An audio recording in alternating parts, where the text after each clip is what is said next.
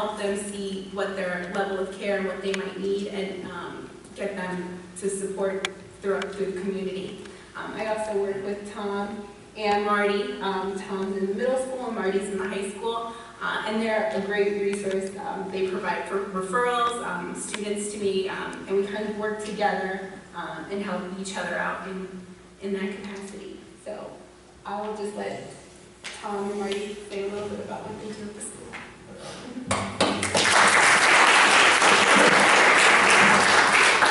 How you guys doing tonight? She basically summed up a lot of what I do. A lot of the things that I do down at the middle school, I kind of piggyback off of some of the ideas that she has. I've been at the middle school for about 3 years now, and I'll let Officer Mom go over here and handle the rest of your questions. One of the most important things,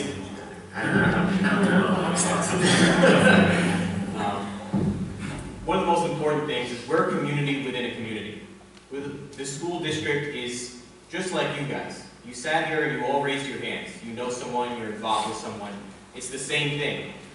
These children are sitting outside, they're playing outside, they're in our parks, they're seeing these transactions, these usages, they're seeing their friends not coming home. These things touch the children as well. We're kind of blessed in this community to have leaders that think it's important to have us in the schools. They found the funding. A lot of these things and a lot of things that everyone says up here it's important, but it comes back down to the almighty dollar. Do you find enough money and enough importance in something to fund programs to help people? And we're lucky in this community that we do. We have 2 school resource officers and a CAPE counselor that are full-time in the schools at this time.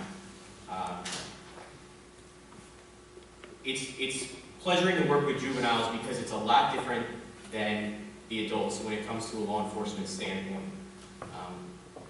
It's more focused on supporting, treating, and helping the student as opposed to the old school thought of let's lock them up and throw away the key and hope when they come out that they're okay. We all know that that doesn't work. There's a program that needs to be followed, and just like they said, it's a 3-point program that has to be maintained or it's not going to work. And we appreciate being able to be in there, for one. You should thank yourselves for allowing and funding us to be there. On the other standpoint, from what I actually do, I intermingle with the kids. I see them on a daily basis. We walk around, we have conversations about things that are at risk, and luckily we have a lot of discretion as police officers, especially as school resource officers, to speak with the kids and say, no, you're going down a slippery slope here. The path is not a good one, and you need to start seeing that light. And we have resources that we start to point the kids into. We don't have to lock everybody up. We have to speak to those kids and say, you need to talk with Ms. Hernandez. And I'm going to call her out. Ms. Luna is in the audience here. She's a social worker within our school district. She's been elementary, middle school, and high school for the years. She's followed students from 1st grade on, okay? It's fantastic to work with people like that. She has a feel for the students. She has a knowledge of the students, and she has a program right now that she also works with Regina on, where you've talked about an idea of you have to be healthy. You have to be mentally and physically healthy to help yourself. And the children are involved in a running program where they also mentor at the same time, and it's making them feel healthier, learning better eating habits, and actually mentally becoming more aware of their choices. That's what we're here for. If you guys have any questions, we're more than welcome to field them in regards to the school district. Okay, yes, Congressman. Based on your experience, what should we be looking for in communities, at home, and in schools? What's the first sign that there's trouble, whether it be potential use in a family or in a school, or some kind of organized effort to push into a community? What are the signs that we should be looking for? I believe there's some classic signs as far as things that we look for in our position. is we look for the students that are having attendance issues, students that are having a swing in emotional state and are having negative interaction while in the school system. And that's generally, you'll see the drop in the grades due to the fact that they are attending less, due to the fact that they are not in the correct state of mind when they are attending, and things of that nature. And that's when we start to queue up and see there's an issue here, and we need to start focusing on that and bringing it to the right person.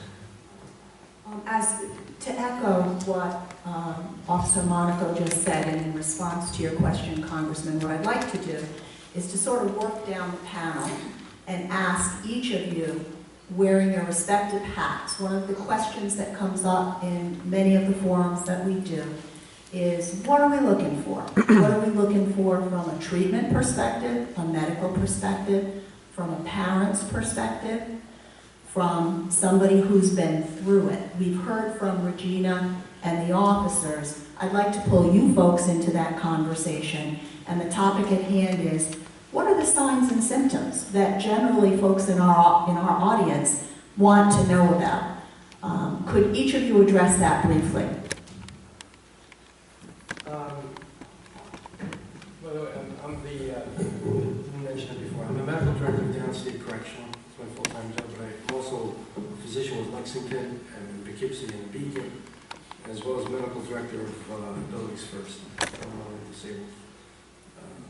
Anyhow, those are the hats that I wear. I've been doing addiction medicine for 30 years. I've seen a lot of kids, a lot of people, a lot of cases. So, to summarize, basically, attitudinal problems, just like the officer mentioned. Attitudinal problems, trouble with the school, getting caught smoking, getting caught doing this or that. But basically, mood, sometimes some violence, yeah, and attitude. That would be my general. I'd be looking for symptoms along those lines. I'd also like to stress, I think we should be doing this in the schools. Yes. You know, that's a big, because that's part of prevention, to give somebody, like, giving the, I like the idea of being the best you can be. Giving them the idea that doing drugs, doing alcohol is not a healthy thing. And to bring that out, and to use that as a carrot. And also the other thing is to bring out that people who walk around don't know they have the genetics of having a possible problem. Like Rush Limbaugh, who didn't know he was going to have an opiate problem until he had an ear surgery. Thank you, Mario. Anyhow, sorry, yes. Michael, can you piggyback on what Dr. Malvarosa just said from your experience in treatment? Yeah, one of the things that I've experienced is as far as physical addiction. Many individuals, particularly adolescents that come to us, have already had significant problems with school or with the family and or with the law. And one of the things that we try to really do is just to really have them reevaluate the decisions that they make. They may belong to a gang. They may belong to other situations and circumstances that we may deem unhealthy, but for them, it's something that they really can incorporate to, and the loyalty that they experience within that faction can be changed by the decisions that they provide and that we guide them to. That is my recognition of, as far as what I see coming in. One of the things that I recognize also as they come in is that a lot of them are in pain. A lot of them are in pain, and they don't know what kind of pain they're in. And there's and I keep saying it's the uncovered to recover. Much of it is like peer pressure, a little bit of identity issues that they come across as far as their adolescence.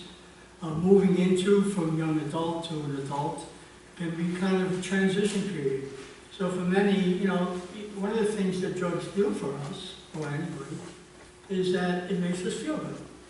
And the thing is that it conditions us to experience that. But what it doesn't do is that when do we draw the line? When do you see it as a problem? I see it as a problem. Everybody in the room can see it as a problem. But when does the child see it as a problem? And that for me is like I said before, it's like having the child weigh the decisions of why they're here in treatment, what do they hope to get out of treatment, where do they see themselves going in treatment, what are their possibilities, what are their strengths, what are their solutions based upon the things that they need in order to move forward in their life. And that may mean bringing in a family, bringing in law enforcement, bringing in the school, and incorporating the treatment into a holistic approach, into the dynamics of really treating the person in the whole environment. Thanks. Thank you, Michael. Pat, can I put you on the spot and ask you to think back in time? And I know that's challenging, but as a parent, looking back, what do you see now as some of the signs and symptoms that you might not have clearly recognized when you were passing through that? First of all, Christopher had ADD. They're now finding a correlation between substance abuse and kids with ADD. Therefore, he was a behavior problem in the traditional school setting. I think, first of all, the schools have to change their thinking about the way the kids are educated. Christopher was the problem child, so he was constantly being put in detention or suspended, which was a vacation for him. He was home, he could do what he wanted. Had I known, or had there been student assistants, counselors in the school, hopefully he would have been referred to one of those counselors, and the end of the story may be different. He was a Boy Scout. He played baseball. He was on a bowling league. He was a DJ at the age of 10. He was a very, very smart child. Then he hit about 12. Personality started changing. As Brian said, he was hysterical. He was the practical joker in the family. He got angry. He got violent. He was skipping school. He finally dropped out of school, got his GED before his class graduated, and was going to Dutchess to be a substance abuse counselor. But I think the signs are change in personality, starting to skip school. He once raised his science grade 39 points in one semester, so he was not a dumb child. He could do it, but because he missed so much school, he was falling behind, and the school just constantly, suspended him, and that's not the answer. You have to have a whole team approach with the school, referring to the student assistance counselors to get them the help they need. He also ended up in jail. He chose jail over rehab at one point. And in jail, he was able to get more prescription medications by complaining that he had back pain than he probably could have gotten on the outside. And then when he got out of jail, he was prescribed over and over by a doctor who was local and still in practice and has contributed to my son's death, my nephew's death, my cousin's death, and the death of a friend's child. I won't stop going after this doctor until I take my last breath, because he's still doing it and he's still out there and he's affecting too many people. I know Mandy is here. Can I put you on the spot for 1 second, Mandy? I promise it will be painless. Having begun my career in the schools as a school counselor and then as an administrator for special projects, one of the things I know is that pupil personnel staff in all school districts do the best with the limited resources that they have and the staffing reductions that, as you heard Margie mention, funding is always an issue. What I'd like you to do briefly, Mandy, if you could, because you've been in Hyde Park for a while, and I want to make sure we flesh out the entire picture, is talk a little bit about what Hyde Park's pupil personnel staff is doing and what has your journey been like in terms of dealing with this particular issue, which has been around for a long time and is going to continue in the future.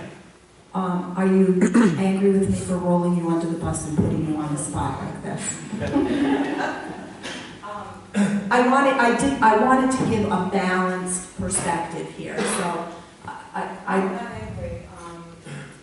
Are you looking to see what Well, my role and what, like, the guidance counselors, the psychologists? Well, I think what I'm trying to do is Pat's experience, as she's just explained, was probably less than what she would have hoped for. And that being said, that was in a different school district. And I know that there is a great deal of collaboration that occurs in Hyde Park. And I guess that's the window I'd like you to open a little bit and just talk briefly about. Well, I think fortunately Hyde Park really, our assistant superintendent for special ed really values counseling and counselors. And I think we're very lucky in that respect. I am the one social worker in Hyde Park, the high school. I work with all of the students. And can you tell us what that caseload is, Mandy?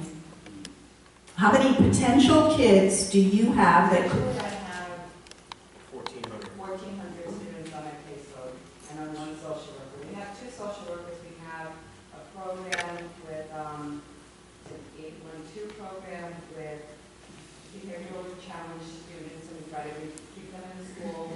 They have a full-time social worker. She has about 16, which is a lot when you're dealing with really at-risk, acting out behavioral kids. And she does a wonderful job. And she's been doing that for 5 years now. So I have a caseload of about 1,400 potentially. I have a whole range of students who come through my office. Many of them are substance abusers, or have been substance abusers, have families who have used, and they've seen that and decided to not participate. And the two psychologists, we have 5 guidance counselors. Regina is there half-time. She's full-time in the district, but she's half-time at the high school and half-time at the middle school. We could really use her full-time.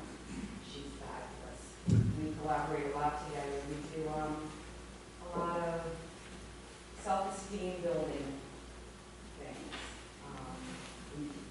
The running program that Officer Monica talked about is a state-sponsored program. It's the Marathon Project, which is wonderful. We've seen students who have been disconnected become connected. Their attendance has improved. They feel better about themselves because they're accomplished. You know, getting them connected. I agree, Pat, that suspension, out-of-school suspension, many of these kids, when you have a student saying to you, damn it, I got ISS, I really wanted OSS, that's a problem. Right. That's a problem. These are kids who don't feel good about themselves. We need to do things to help them, and natural things, to help them become more comfortable with who they are. They're getting high because they're uncomfortable with who they are. Thank you very much, Mandy. You were very gracious in your response. What I know it was sort of a forced march, but thank you very much. What I'd like to just highlight here is that clearly the kind of collaboration that Mandy and Regina and even Pat have talked about is critical in dealing with the whole person, which you heard Michael mention. And one of the things that the Dutchess County Department of Mental Hygiene is focused on, and has been for the last, how many years, Margaret? Several years, is to take a look at that 3-pronged initiative: prevention, treatment, and recovery. And prevention has been at the top of mental hygiene's list for as long as I've been there. Because obviously, if we can't, I think in a perfect world, what we want to be able to achieve is to certainly reduce the incidence of substance abuse, but in a perfect world, reduce it as much as we can. And it takes collaboration between all kinds of human service providers from every corner of the world to be able to bring to bear their specific skill set to address the prevention, treatment, and recovery. Sean, what I'd like to do now is put you on the spot because you have a personal story to tell as well. And I would like your perspective, Sean, on what Dr. Malvarosa, Michael Corliss, and Pat have talked about, that being, what were the signs and symptoms? Having walked this path yourself, Sean, in retrospect, what did you see happening that could have been clues? And everybody, Sean is a member of our panel, but what we try to do is to accommodate everybody's comfort level, and Sean is more comfortable being part of the audience. Hi, my name is Sean. I'm from South Boston, Massachusetts. 30 years old, and I'm a grateful recovering addict. My story is a little different from Tom's and Anthony's. I was diagnosed with a chronic illness, Crohn's disease, when I was 18 years old. I have had 2 bowel resections, which just basically mean they take out part of my stomach. The first time I was 18, I took pain medication, and it made me sick. I never touched it again. I had it again when I was 25, and my friend said, I was like, I don't want my prescription, let me have it. So I gave it to him, he goes, you just have to take more than 2. So the next time I got my prescription, I took more than 2. And I continued on. As I'm sure everyone, the panel's aware, South Boston is known for painkillers. And when I came back from the hospital after my second surgery, it was a 3-week stay. I was on a ton of medication. I had an infection, more medication. For about 3 months, I was given any pain medication I wanted to. And in the community itself, it was all around me. And that just led me down to a path of, substance abuse, just using painkillers. Eventually, like the factors people are saying, something I haven't heard mentioned was isolation. People, my friends that weren't users, saw the change in me, saw the lack of hygiene, not so much, I used to shave all the time. Now all of a sudden I'm wearing a little unshavenly. My clothes that were always new, I'm not getting new clothes because all my money is going to what I need to get through the day. And as I was 25, I was working, I was able to maintain my job, but just like the school, the excuses became more and more. I don't want to be at work. I have to get my fix in before work, so I'd go get my medication before work, before I could do anything. It became, instead of going golfing with my father, it was go to my dealer, then go golfing. I couldn't do anything without that. And then it became the mental, the physical first, like Tom spoke about, and then the mental was just unbearable. I couldn't do anything. I lost all that confidence. All that thing that I built up for 25 years was gone because the drugs were my confidence now. My personal self-esteem, everything was gone. Without the drugs, I felt like nothing, and with drugs, I felt like Superman. And that's really what happened to me. I went to rehab in August, and just like many people have mentioned, the last 8 months have been hard. I know I was in rehab with about 50 people. There's like 5 people still sober. 5 have died. So you look at that, just tells you it's hard. Like they talk about the outpatient treatments, one thing. I'm currently in the sober house because of officers like that. I've been mandated there by the court system, and it's the biggest blessing of my life. Without that, a lot of the parents, they tried their best. But when I came to them crying and everything, they did what they knew how to do. Give me the money to make me feel better. It wasn't until the law stepped in that something changed. I had to go to rehab or I had to go to jail. Fortunately, I chose rehab. I had another choice. Go home and try where I failed constantly, or stay up in Northwest Connecticut and go to a sober house and learn how to live again. And that was the biggest thing, learning how to live. I lived on my own for 7 years. I have 2 bachelor degrees, most of my master's done, and I decided to stop all that stuff to use drugs constantly. Stop going, I would go to Red Sox games, buy the tickets for my friends, and disappear within the first inning. Bruins games, I watched the Bruins win the Stanley Cup on my phone because I was in the bathroom. It's not a glamorous life, but at the time, it was all I wanted. So thank you.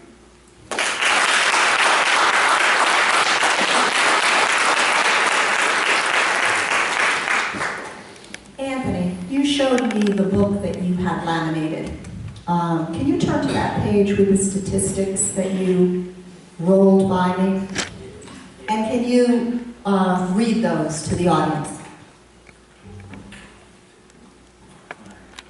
glasses, Tom. Oh. You can use mine, I got a pair. Your eyes will get better when it gets over. No, they don't. It says, the United States constitutes 4.6% of the world's population, yet it consumes 80% of global opiate supply. All right, that's some huge numbers. And 99% of the world's hydrocodone supply. This little United States of ours has got this thing locked up. You're talking 4.6% of the whole planet, and 88% of opiate use comes to the United States. That's what we're doing here. And 99% is hydrocodone alone. That's sad. Anthony, do you want to talk about the new super duper OxyContin that just got approved? That, what is it, is a hydro? The hydro? Well, that's not really good with medical okay. pharmaceutical names. That's okay. But all the pharmaceutical companies did was change the name. Same thing, under a different name. So we're going to produce less of this, and we're going to call it this. And kick up the potency of that drug. That's all it is. It's just under a different name. The pharmaceutical companies, they live and they make money. That's all they do. Money, money, money, money, money. And all they did was cut this one out a little bit. And you know what? We're going to replace it with this. With the help of the FDA. Absolutely. And it got approved. There you Even go. though 11 people voted against it. I know it, but it still went through, Mario. Amazing. I know it. The Substance Abuse and Mental Health Services Administration, which is one of the go-to agencies for the kind of work that prevention, treatment, and recovery do, along with the New York State Office on Alcoholism and Substance Abuse, which actually licenses our agency to provide the prevention, education, and early intervention, worked with the World Health Organization back several years ago. And I recently was part of a training in OASAS, Substance Abuse Prevention Skills Training, and we had to do an online course that talked about, you know, what does this thing, substance abuse, look like going back in time.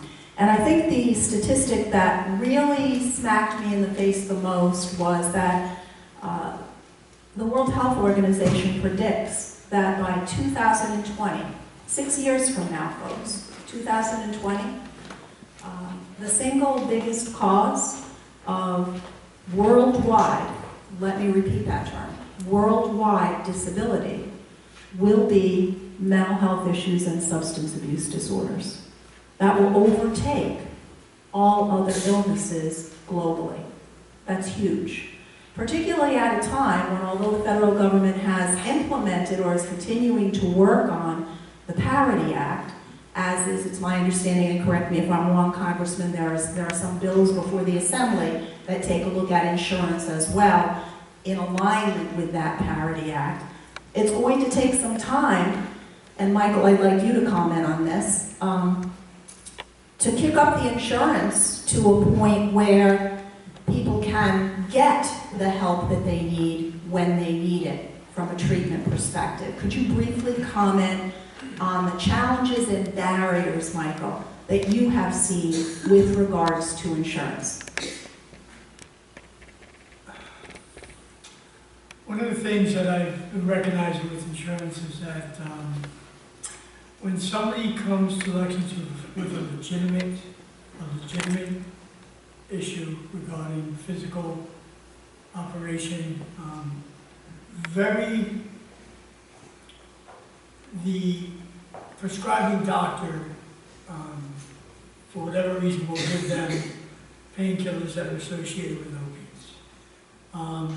I find that a pretty high percentage of individuals that come into the outpatient treatment facility that are under the care of a physician usually get prescribed medication for opiates. Now, with that said, I think the insurance companies are working now with other processes as far as like doctors, where if a doctor prescribes a prescription medication, it's documented.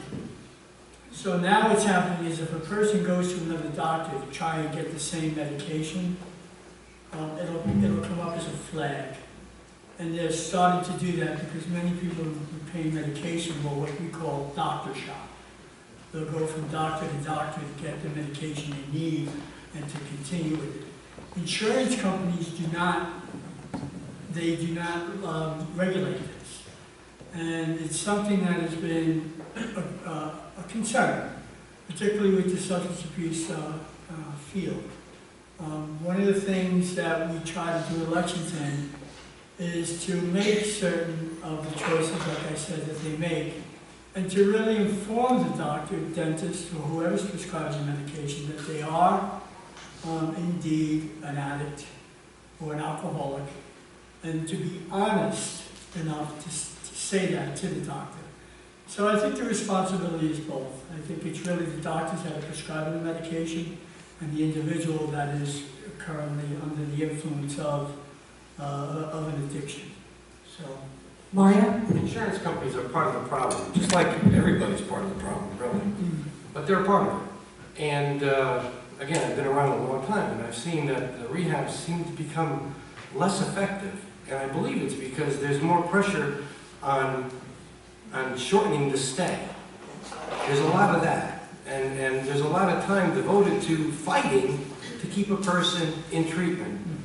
Mainly because they don't understand the nature of this disease. They don't want to understand it. They're just looking at this, they're short-sighted. They're looking at the short-term goal of this instead of the long-term goal. If you want to prevent this guy or this person from coming in again and again and again, give him a good dose of treatment. What would you say is a good dose of treatment? And Margaret, chime in on this, okay? It can vary from at least 1 month to 6 months, depending on the case. So it's individual, Mario? It's individual. I mean, yeah, you gotta, every case is different. It's a spectrum, But what I hear you saying is that the insurance challenges are not flexible enough to meet that individual need? no. Like one of them should be in here too, to be part of this. Margaret, would you agree with that? Do you want to say anything? I think, it's no different than what we've seen in the medical, physical health care, is they want everything to be done outpatient, and some things just are not able to respond well in an outpatient setting.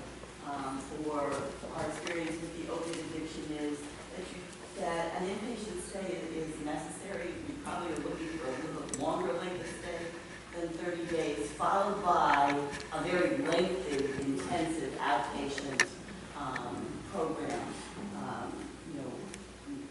Our outpatient program has an average length of stay of 9 months in 5 days a week, 5 hours a day treatment. So, for this particular addiction, as opposed to alcoholism or some other type of drug, but the opiate seem to have a stronger hold and require a little bit less to stay. And of course, as Mario says, every person is different, depending on their age, their length of time using, all of those things take into account. Many people are using more than one substance. Right. On the heels of that, I'd like to roll this question out to Sean, Mario, and Michael. Actually, excuse me, guys. Sean, Anthony, and Tom. One of the questions that we come across on a regular basis is we're living in an electronic world, and that's changed the way this business, if you want to call it that, in terms of drug dealing and such, is done. So what could you add to the conversation that would demonstrate how that is a new integral piece of how folks get their drugs, how they find out where they are? Is there a different language that's associated with that? And Marty and Tom, you may be able to weigh in on that as well. Sean, I'm going to begin with you. I'm sure you have a cell phone. Yes, I have a cell phone. A smartphone, probably?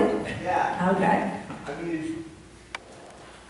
There are plenty, I mean, I was at my sober house the other day and I used my roommate's computer and he was on a forum where they were discussing drugs and new types of drugs, some I haven't even heard of now.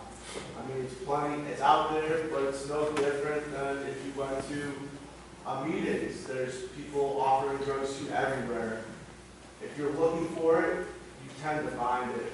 And I mean, cell phone or not, I always managed to find the drugs if it was something I wanted to do. It was when I went to like long-term treatment that things changed when, you know, like the doctor and the social workers have said, when they could actually get through it and remove me from my surrounding and kind of let my brain start to heal, that the change started in me, and then it became to a point where my cell phone used to be attached to my hand, and now I can get rid of it. It was just it's an addiction. Everyone sees it, how it's addictive. But when you're looking and you're waiting for someone to call for your choice of drugs, it's even worse. It's like you check your cell phone, make sure it's not, you think it's not working. But then when my brain started to heal, there's other things I started to find enjoyment again. But that was through what they're talking about, long-term treatment. So I've heard from younger folks, and I'd like you to weigh in on this, including Tom and Marty, that the business of drug dealing sometimes has its own language associated with it. Kids know sometimes that somebody, you know, maybe parents are going to check their phones or check their computers. Anthony, could you weigh in? I know I've talked to you about this before. What is that code? I mean, how does it work? What does it look like? And Tom and Martin, would you sort of piggyback on that? Well, with technology, again, technology, the kids went from using certain code words to new code words because we started getting onto them. So when I gravitate towards kids at meetings, I try to pick their brains to get these code words. I mean, Anthony, can you give us some examples? They used to use, I need two pizzas, 2 slices with pepperoni. It could be 2 pills at such and such level of grade. You know what I mean? They had code words, right? And I'm sure you know, and I'm sure you know. It's gotten so easy on a text that so many kids are just saying, will text their friend and say, are you home? And if they say yes, that means I know who you are, I'm home and I got what you want. No, I'm not home, I'll be home later, I know who you are, and I'll go get what you need. It's that simple. Technology, you know, with the smartphones, and not just the texting. I mean, just briefly, you could go on YouTube and learn how to make this stuff yourself. If you can't get the heroin or the opiates you want, you can go to CVS and make what's like a sizzle. You can take Robitussin and Sudafed and mix it together, add a few, you know, things, and you got a combination. This they teach you on YouTube. It's that simple. You go online. It's that simple. Tom, I see you shaking your head. Yeah, absolutely. I agree with Anthony. I mean, you know, I've pulled up forums and videos just out of my own curiosity. I mean, I consider making crystal meth in 20 minutes. It's that simple. You know, but I think what we really need to look at, for me, as a parent, is to keep so close to that child and what's going on in their life. I mean, we can't monitor them fully 100%, absolutely not. Not with technology. And it, like Anthony said, are you home? Yeah, I'll be there in 20 minutes. You know who I am.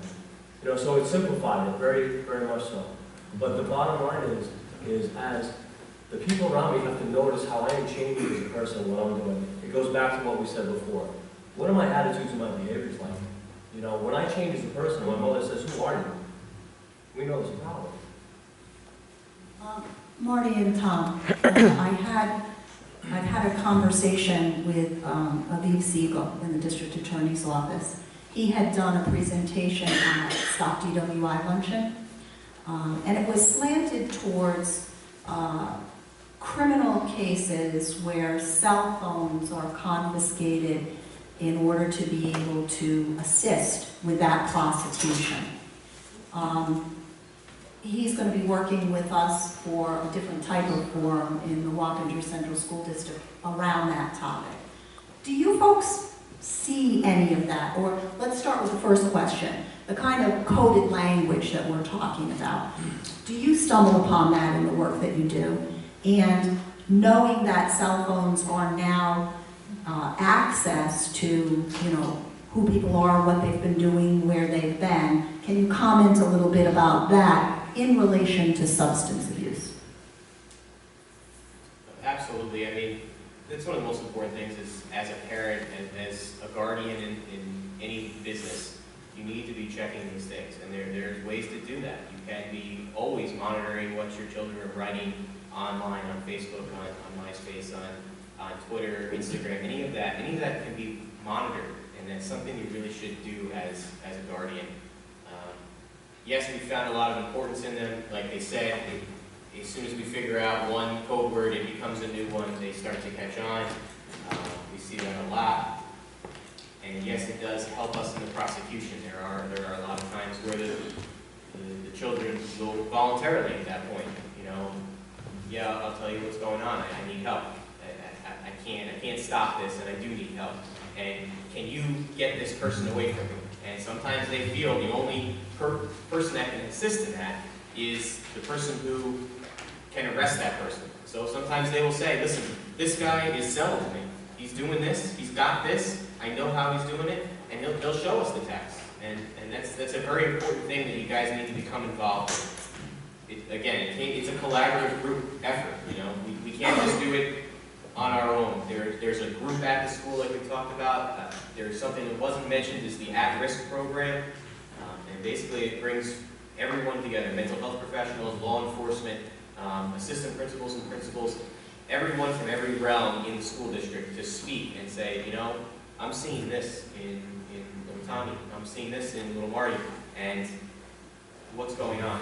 Can you do this to help? Can you do this to help? And to get the help that that child needs. And we're only 8 hours a day though. There's 16 hours that you guys are at home, and you need to help. So parents are a critical part of the team. Okay, what I'd like to do now is very briefly talk about some statistics and then roll this open to questions from the audience. As I mentioned in the beginning, we're very happy to answer a question with a raised hand. As you walked in, some of the folks were handed index cards. If you are more comfortable writing your question on the index card, what I'd like you to do is, where did Mills go? John has the questions? Great. John, can you come up here? The index cards. Okay. So some statistics. You saw Shannon go up and put up a slide.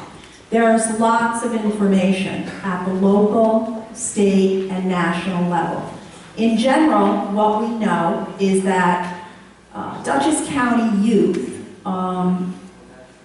demonstrate to us in terms of our surveys that they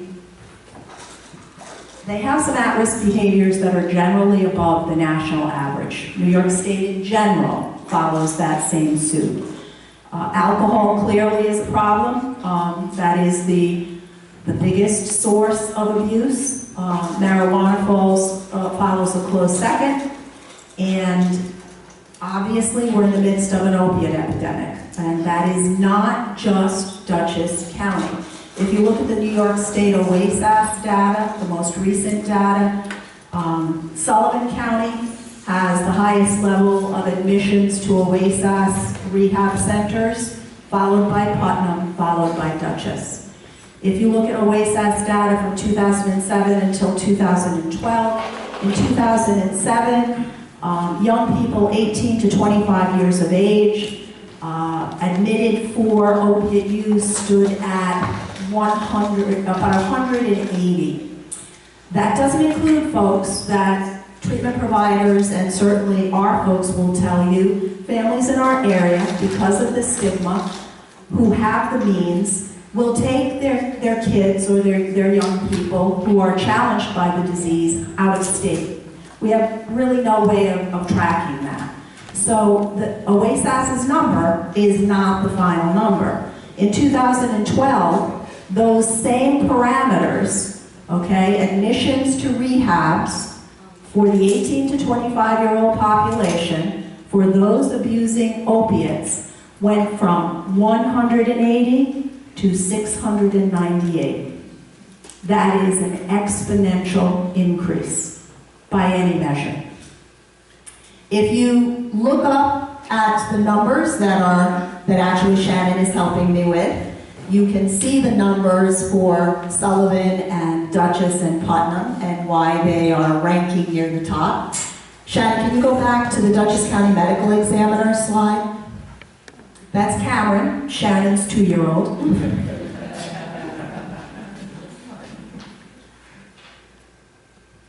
And you can see that the medical examiner went from 2004 to 2013.